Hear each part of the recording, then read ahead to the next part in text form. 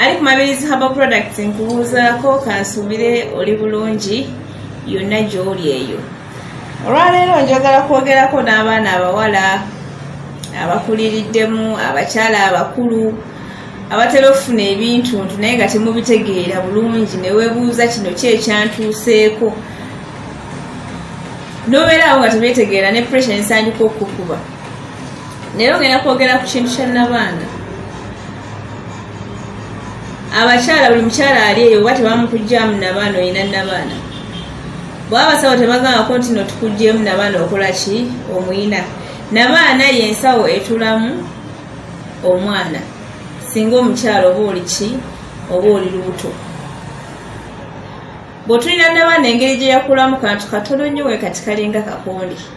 Omwa gwayo gulinga kaba kamwa katono. Tukageze ng'akamwa k'enkoko. Emabega w'enkoko. Emabega w'enkoko akamwa kanabaana kati okakola ki bwe kafaanana. Kati omwana omuto nga tannazaalako kabeera kwekwatidde ddala we kati. Omukulu eba enaanuukiridde. Omwo akoze eki gunaanuuse. Nabaana tukimanyi tetuula mu kifo kimu, etambula nedda wano nawali. Kati bw'oba onootera ogenda mu period zo nabaana yekka era bw'oba onaaba okola ki ogikwatako. Lwaki ndese ekintu kino eno? Oli yakimbuzza ng'atidde n'okutya n'agamba nti nabaana ye agikutte kawulidde ekintu nga kijja n'akikwatako tamanyi oba abadde ki. Kati oba otera okufuna ekintu ekyo kimanye nti nno si kizibu kiri nnomo. Osobola okubeera ng'onaaba abakyala tubalagira okusomeka olugalo olunene olwakati n'ososeka munda n'onaba n'ogya ebikyafu ebyo. Kati oba onaabawo otyo oyinza ogikoonako naye ate bw'ogiwulira si kirungi gikoonakoonako oyinza ogireetera ebizibu endwadde. Ekiyinza okussa nabaana oyo singa obeera tozaalangako oba nga wazaalako abaana ababiri omu nekigissa n'esembera ddala n'eno ebeera infection. Kitera okuleetebwa infection ey'amaanyi etataganyizibwa nabaana oyo n'abeera nga takola ki nga tateera bulungi mu kifo kyayo. Pozzi abakyala bano abazaalako baana 9 10 nabaana yenafuwa.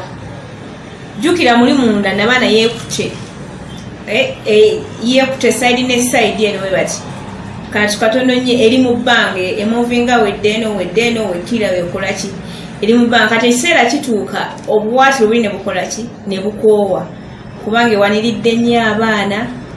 Kati awo eba erina kukola ki kusembera nekkira nonno ddala n'obeera nga n'oli ne wasitama wati n'ogirigizako n'okola ki ng'ogiraba. Be bakyala bakoze eki abazadde nnyo. Naye kino kireese nga ngamba mmwe abatannaba kuzaalako abazadde naye nga si baana bangi bw'okwata ku nabaanayo bambi teweeraliikirira kuba bantu bangi mubeereyo nga temumanyi bintu nekikutuukako n'opapala naye ng'ate kintu kiri ki kiri nnomo.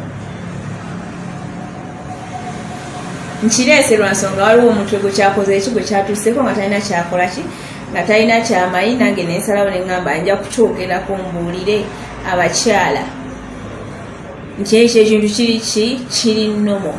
Pozzi olina infection ey'amaanyi ate n'ekirala nga ozadde abaana abayitirivu nga nabaanayo esitudde nnyo. Pozzi nammwe abajjamu embuto n'ozigiramu kumukumu nabaana esobola okufuna obuzibu. Ne oba tozaalangako omwagulaga nti newakola ki bazaalako oba gutaddewo gutugwasamye n'obeera ng'omuntu gwe baggyeeko embuzi dda ne bamuyitaayitamu aba alabika naye embuzi nga kweri n'akabubi kakola ki kabeerako. Nze senga Mabirizi senga abaserebu nsangibwa Mulago ku 2 okoze n'ekyaki yakakande.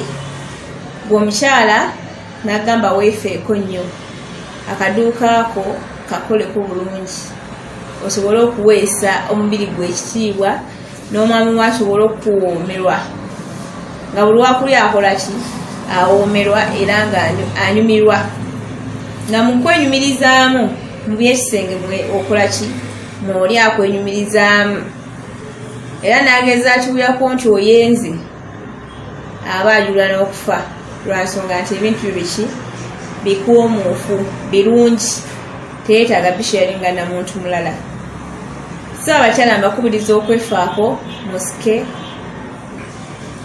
mwekirinzinge munda mukozese busutena bwa toyina appetite jangu ofune eddagala lya appetite osobola okubeera nga ate naawe onyumirwa. Eriyo oli nga bamuzina naye nga taweeradde akanyonyogeze munda jangu nkuwa eddagala enyonyogezo zitandike n'okweyitira gweka weyitire n'omusajja. Enamba y'essimu eri 0747377114. Ndi Mulago ku 2 opposite n'ekya Kakande. Mubeere bulungi mweraba.